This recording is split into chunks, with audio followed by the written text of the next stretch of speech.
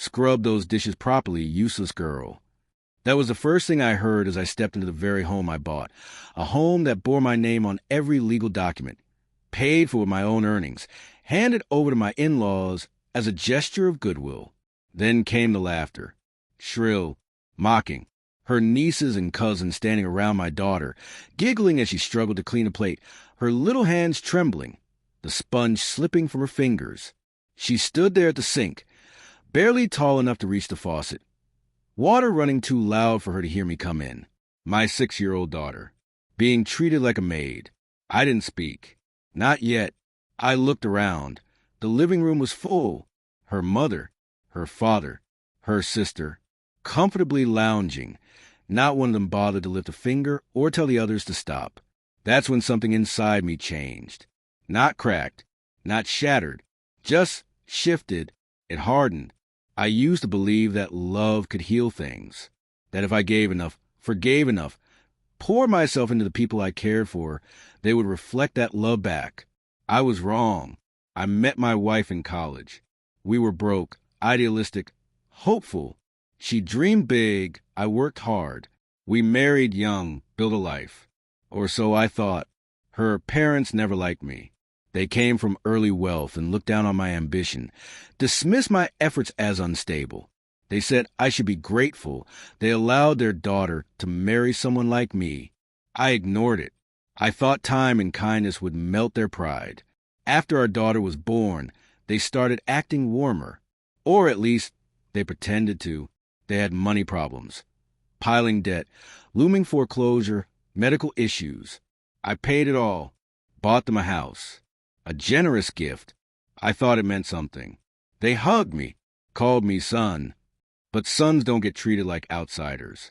And daughters of sons don't get turned into servants. I saw signs, of course. When we visited, my daughter would barely leave my side. Her energy would drop. Her voice would fade. My wife always brushed it off. She's just shy, she'd say. They love her like one of their own. I wanted to believe that. So I did. But I noticed the dishes always mysteriously done when we arrived, though the sink had been full minutes before. Shoes scattered and then suddenly arranged. Little things that didn't quite make sense. Still, I looked the other way. Until the weekend when my wife left for a conference and her parents insisted our daughter stay with them. It'll be good for her, they said. She'll bond with her cousins. I returned a day earlier than planned. Quiet. No warning. And that's when I walked into the scene. My daughter, eyes red, shoulders shaking, hands soaked with soap. "Daddy!" she gasped, voice cracking. She ran straight into my arms, her small frame trembling against mine like she was finally safe again. I looked over her head. The room had gone dead silent. Then her grandmother said, "She's exaggerating. Girls need discipline."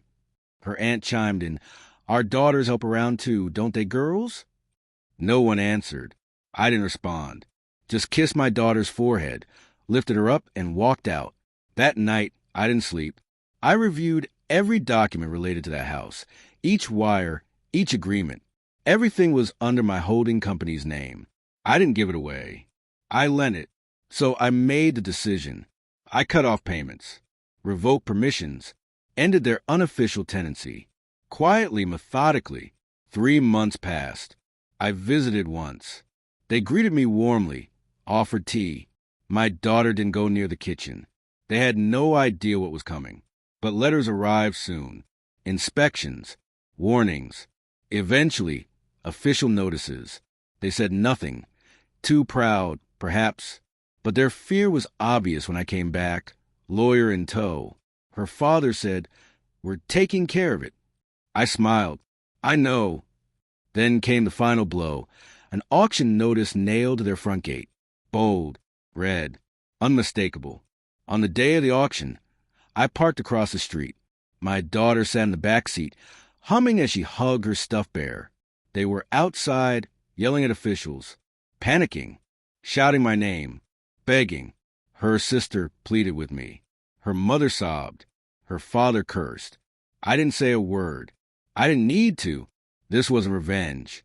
This was balance. The house sold quickly. Cheap. They packed up what little they could. Their children, once laughing, now cried and clung to them the same way my daughter once did. When my wife returned and heard what happened, she just looked at me. "You planned all this," she whispered. I nodded. They had our daughter washing dishes in silence, in a home I paid for. She didn't argue. She didn't apologize. Something between us changed that day. Not loud, not angry, just settled. No divorce, but new boundaries. Firm, unspoken. Her family moved in with distant relatives. No more entitlement. No more mockery. Now, when I tuck my daughter in at night, she doesn't flinch. She doesn't whisper.